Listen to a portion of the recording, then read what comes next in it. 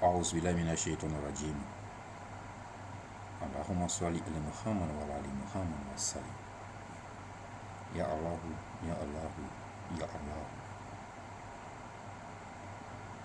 J'avais promis dans le temps faire un discours, un exposé sur un verset du Coran qui est d'une haute importance, mais qui est un verset pratiquement inconnu par les gens, de manière exprès bien sûr, mais qui est un verset qui nous interpelle sur une situation qu'on doit changer si on est vraiment sûr qu'on croit en Allah. C'est, au début je lisais ce verset comme un verset à part, mais avec le temps il m'est apparu que ce verset avait un lien avec le verset précédent.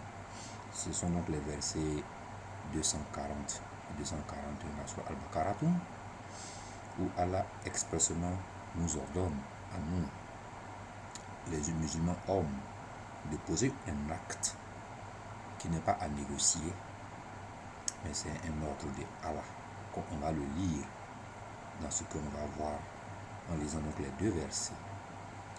Le premier c'est le verset 240, où Allah nous demande à ceux d'entre vous que la mort frappe et qui laissent des épouses, ils doivent laisser un testament en faveur de leur épouse, en faveur de leur pouvant à un an d'entretien, sans les expulser de chez elles, mais si elles, de leur propre gré, partent, alors on trouverait à leur reprocher, et ce n'est pas un péché qu'elles commettent.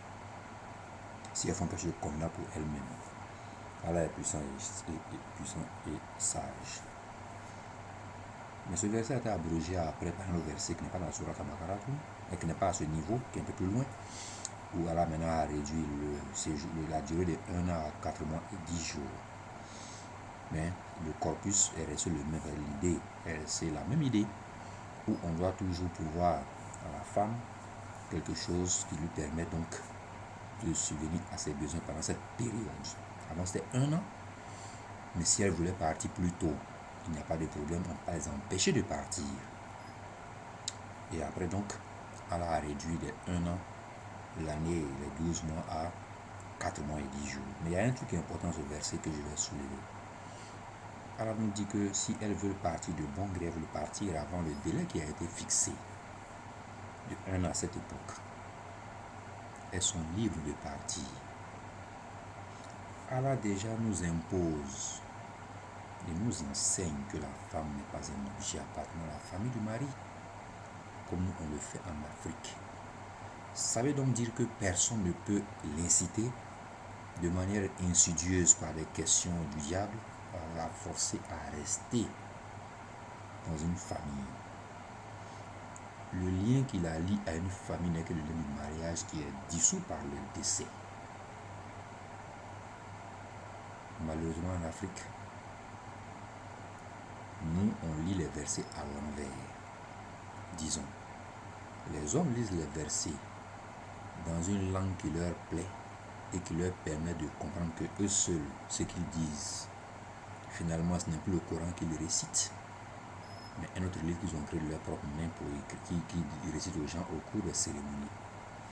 Les chefs de famille, les pères de famille qui incitent les veuves à épouser un membre de la famille, ils le font sous la bénédiction la plus certaine des imams, de nos érudits en islam, qui pourtant se servent de ce verset pour distinguer la période de viduité qui est de 4 mois et 10 jours des 3 menstrues consécutifs pour le divorce.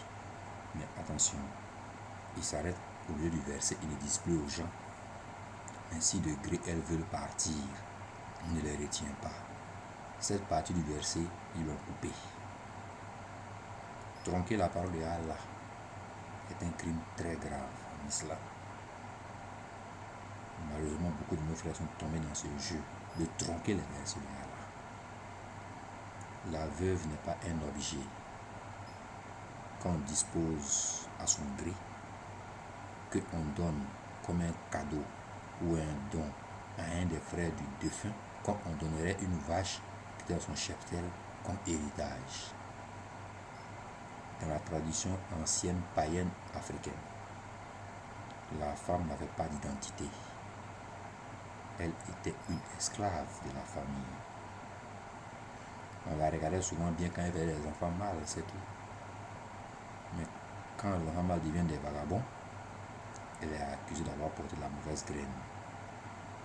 En Afrique, chez nous, l'homme n'est responsable d'aucune déchéance de la société.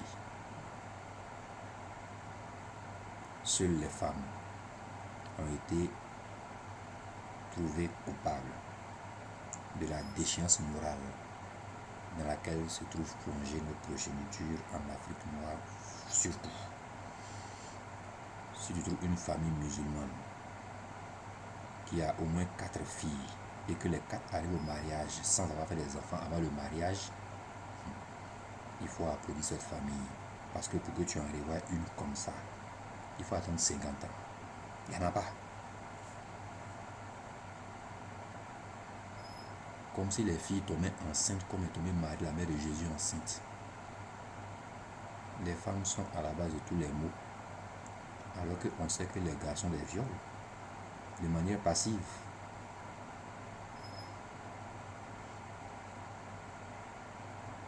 Mais Allah déjà par ce verset a indiqué aux musulmans que la femme n'est pas un objet dont vous disposez comme un héritage.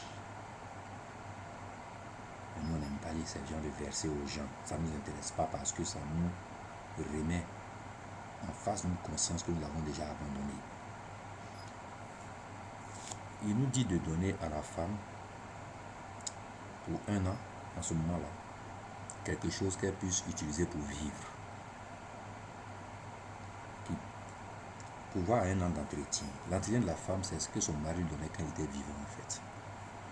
Maintenant, si le monsieur qui est décédé n'avait pas grand-chose à laisser à la femme et qu'elle doit rester 1 an à votre charge sans contrainte, vous devez vous en occuper comme on s'occupe normalement d'une femme.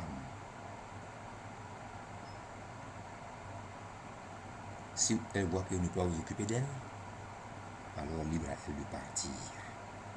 Et que personne ne l'empêche de partir. Car tout ce qu'elle fera après son départ ne l'engage qu'elle seule, pas vous, car le mariage est déjà cassé par le décès du défunt qui est votre parent. Mais après, Allah nous envoie notre verset qui suit ça justement, le verset 241, qui est le plus important finalement de ces 2 versets que je vais donc lire. Au verset 241, Allah nous dit quelque chose de très important. Il nous dit ceci: et les femmes répudiées ou divorcées donc par nous, elles ont droit à la jouissance d'une allocation convenable, et c'est une obligation pour les pieux. Ce verset, je l'ai déjà une fois étudié, mais la science du Coran, sa magnificence, c'est ça. Tu peux étudier un verset pendant des jours, le décortiquer, lire tous les tafsirs possibles que tu peux trouver sur le verset, qui ont été écrits des millénaires avant nous, des centaines d'années avant nous. Et un jour, tu viens tirer le même verset comme si c'est la première fois que tu voyais ce verset. C'est ce qui me fascine dans le Coran. Allah nous dit que les femmes que nous répudions, dont nous diversons, que nous chassons de chez nous, tu n'es plus ma femme, je divorce. Elle a droit. Donc pour toi c'est un devoir. Allah ici ne demande pas ton avis.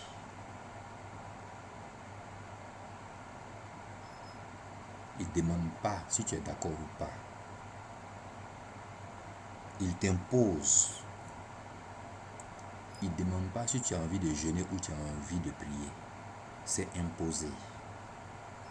Tout comme justement ce verset nous impose un acte. Donc avant d'aller divorcer, il faut d'abord réfléchir si tu es capable d'appliquer ce verset. C'est pour ça que j'ai dit une fois à quelqu'un qui ne croyait pas qu'il est plus difficile à un homme d'obtenir le divorce en islam qu'une femme. Ça l'a surpris. Parce qu'il disait sur les sites web que dans les pays où la charia existe, il est très dur à une femme de divorcer par rapport à l'homme.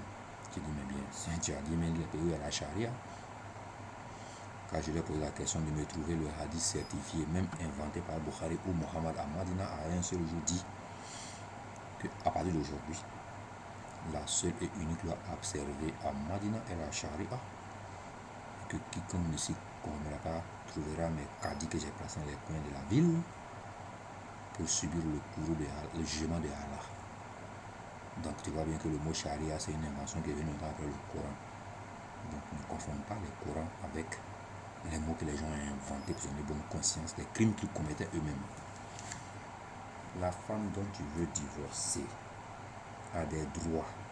Avant de partir, tu dois être sûr que tu es capable d'appliquer ces droits et donc de respecter et de se devoir envers elle. Ceci est un droit auquel elle a droit. Il faut que tu sois capable de lui donner une allocation convenable. Elle doit pouvoir jouir de ça. Comment tu vas payer? De quoi vous allez parler pour payer? Qu'est-ce que tu vas payer? Ça, c'est notre débat qui est lié aux sociétés. Mais il faut que tu saches que quand tu divorces une femme, elle ne va pas comme ça les bras ballants. Il faut que tu le saches. Par conséquent, donc, Allah nous impose que quand on divorce une femme, on doit lui verser une allocation dont elle va jouir. Et Allah précise quelque chose à la fin qui est la chose la plus importante à laquelle je n'avais pas fait attention du tout. Et ceci est une obligation pour les pieux. Ça paraît flou pour certains esprits. Mais pour ceux qui méditent sur le Coran, ce n'est plus flou après la méditation, car seuls ceux qui sont pieux sont prêts de bon cœur à accomplir les devoirs qui s'imposent à leur conscience. Ceux qui ne sont pas pieux vont commencer à chercher des détours, des excuses, des allégations à ce qu'ils n'ont pas envie de faire. Ils vont commencer à disputer sur des versets coraniques en cherchant des écrits qui créent le doute, car n'étant pas croyants eux-mêmes à Allah, ils préfèrent tordre le cou à la législation de Allah pour chercher à imposer des hadiths qu'ils vont fabriquer. Vous allez trouver qu'il y a des hadiths qui ont été créés pour parler des divorces, pour justement contrecarrer la loi divine. Normalement, un hadith qui parle des divorces et des obligations de l'époux envers l'épouse qui fait le divorce doivent tous aller dans le sens du verset coranique. Mais wallahi billahi ta'alahi, dans Al-Bukhari, encore toujours le même, il y a des hadiths qui sont contraires à ce verset.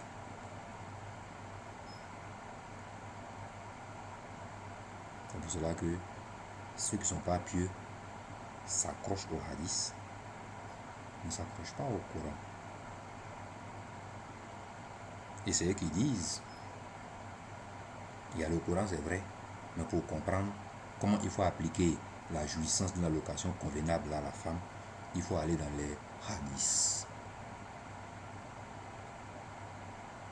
Si le hadith vient te dire de ne pas payer l'allocation à la femme et que tu y portes croyance, ça veut donc dire que tu fais le contraire de ce que Allah a révélé. Le mécréant, ce n'est pas celui qui n'est pas musulman.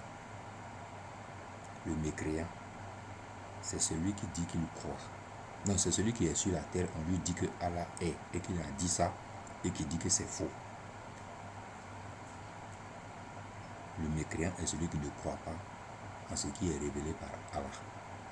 Le mécréant, il ne croit pas en ce qui est contenu dans le Coran. Quiconque sur cette terre où circulent les hommes dit être musulman et dit que dans le Coran il faut trouver des détours et des contours pour ne pas appliquer des règles coraniques ou des impositions de Allah, c'est lui qui est le mécréant.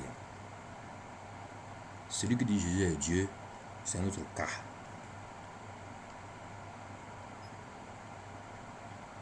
Le mécréant, c'est celui à qui on dit: Allah a dit de donner aux enfants et à la veuve une part d'héritage. Le mécréant dira: dans le Sahih al-Bukhari, nos ancêtres ne faisaient pas comme ça.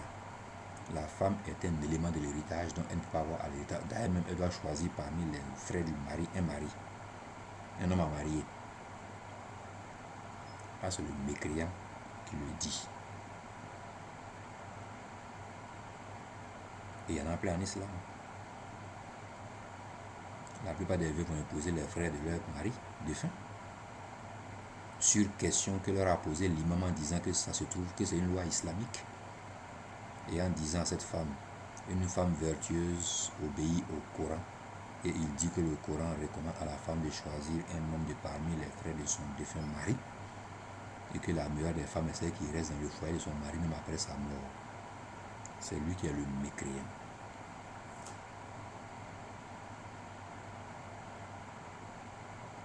C'est de eux que Allah parle, que c'est eux qui vont alimenter l'enfer. Il y a plus de mécréants en islam qu'ailleurs. Je répète, il y a plus de mécréants dans l'islam que dans les autres religions. Celui qui pense que c'est faux, il peut commencer à compter les mécréants en islam. Mais il va commencer, ça commence par lui-même. Parce que c'était aucun n'est prêt à faire la loi divine. Aucun. On est tous prêts à trouver des justificatifs pour contourner la loi divine. Quand il dit payons la zakat, quand il trouve que c'est trop, il dit que dans le temps, il ne préfère pas le 401k, donc lui, il ne peut pas mettre ça dans sa zakat. Il n'inclut plus ça, il enlève. Quand on dit donner aux enfants leur droit d'héritage, quand il regarde les biens que son frère a laissés, il trouve que c'est trop pour des enfants. C'est pas normal qu'un enfant ait trop. Donc il décide de ne pas leur donner leur héritage. Quand on lui dit, quand tu dois épouser 4 femmes, il faut être équitable avec les 4 femmes. Pour lui, il raconte des histoires. Il sait bien de quoi on parle, mais il dit, être équitable, c'est dans le lit. Sinon, comment on peut être équitable au dehors en donnant l'argent? Si on veut compter nous de mécréants en islam, chacun met derrière la bonne dans tous les mécréants. Donc on voit que chaque musulman finalement est un mécréant. Donc il y a plus de mécréants en islam que dans d'autres religions. Parce que si on est 1 milliard de musulmans sur la terre, il y a 1 milliard de mécréants parmi les musulmans sur cette terre. Celui qui n'est pas d'accord peut commencer à compter. Et se rappelle les scènes que chacun a eu à vivre sur la terre et il verra que chacun a posé un acte de mécréance dans sa vie, au moins 10 fois. Mentir, c'est de la mécréance. Mais les plus grands menteurs sont les musulmans.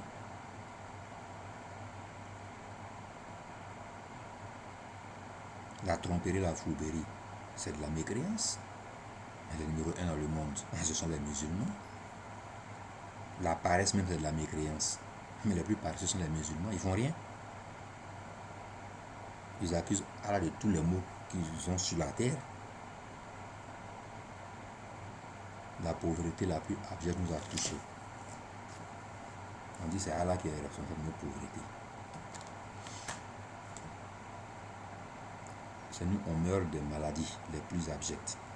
On dit c'est Allah qui nous envoie ça comme épreuve.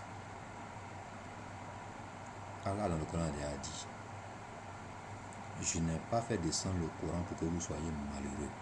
Donc si tu vois que tu es malheureux, pose-toi la question si c'est le Coran même que tu as dans ta main à la maison ou un autre livre. Parce que je l'ai toujours dit, il y a 2 sortes de Coran.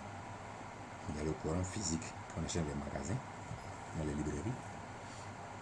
Et il y a le Coran spirituel que Allah te donne, qui perfectionne ta vie, qui t'enlève des mains du diable, qui te purifie et qui fait de toi un homme heureux sur tous les plans, sur le plan financier, sur le plan social, sur le plan économique, sur le plan spirituel. Mais quand tu ne veux pas prendre le Coran que Allah te donne dans le cœur, c'est toi qui vas toujours trouver le malheur partout. Pourquoi? Parce que tu ne prends pas les bonnes décisions avec sagesse. Or, tout ce que tu subis aujourd'hui, ou que tu vas subir demain, ne sont rien d'autre que des choses liées à des décisions que tu as eu à prendre dans le passé. Il n'y a pas de magie, il n'y a pas de hasard. Tout ce que tu décides aujourd'hui, sache que ça aura des répercussions dans ta vie future, sur le plan santé, le plan matériel, le plan spirituel, psychologique. Il faut que tu le saches. Il faut que tu fasses attention aux décisions que tu prends, aux actes que tu poses. Sinon, un jour ou l'autre, tu auras les effets négatifs des actes négatifs que tu poses aujourd'hui. Quand tu as des pensées trop négatives, ta vie finira toujours de manière négative. Ce n'est pas quelque chose que sur lequel on va discuter, parce que c'est avéré. Seuls vivent bien et heureux ceux qui développent une pensée positive, qui voient le monde de manière positive, qui ne voient pas de problèmes et des épreuves qui leur permettent de raffermir leur foi en Allah.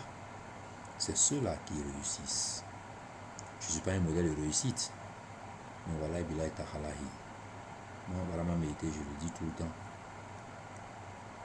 Quand je demande à Allah, il me donne. Je ne suis même pas inquiet quand je demande. Parce que je ne demande pas quelque chose d'illicite à Allah. Mais les gens se lèvent, ils disent à Allah, je vais devenir riche. Alors que Allah t'a déjà dit que lui ne rend pas quelqu'un riche. Tu vas travailler, tu deviens riche. Donc déjà, ta demande peut pas être exaucée. Il y a un qui demande à Allah, donne-moi une femme, une bonne femme. Allah dit dans le Coran qu'il donne les bonnes femmes aux bons hommes. Avant de demander à Allah une bonne femme, c'est simple, deviens un bon homme. C'est toi qui fais les faux coups. Tu as 50 maîtresses, tu dis à Allah, donne-moi une bonne femme. Et quand tu ne donnes pas une bonne, tu te plains. Allah a fini de répondre à la question. Aux bons hommes, les bonnes femmes. Aux mauvaises femmes, les mauvais hommes. Donc, si tu veux avoir une bonne femme, c'est très simple. Tu deviens un bon homme, tu crées une bonne femme. C'est aussi simple que ça. Allah n'a rien à voir avec ce problème encore. Tu as déjà dit que tu n'auras une bonne femme que lorsque tu seras un bon homme. Donc, il n'y a pas de prière à ça là. Tu te réformes, tu deviens un bon homme. Mais malheureusement, on ne veut pas se réformer. C'est nous, on veut que Allah se réforme pour correspondre à nos désirata, nos désirs et nos passions. Car nous avons fait de nos passions, nos désirs, les reines de notre âme. Malheureusement, nous allons conclure pour dire que quiconque refuse de donner à une femme le droit auquel elle a droit, qui est écrit dans le Coran, est un mécréant. Et que la mécréance te conduit directement en enfer si tu n'y prends garde. Donc quand tu veux divorcer d'une femme, il faut avoir l'assurance que tu es capable de pouvoir à une jouissance, à une location à la femme dont tu divorces. Parce que si tu ne payes pas, Allah t'enlève du groupe des pieux. C'est cette obligation qui permet de distinguer les pieux des non-pieux. Et quand tu n'es pas un non-pieux en ta religion, on ne te dira pas où tu iras, car toi-même tu sais déjà où vont ceux qui ne sont pas pieux.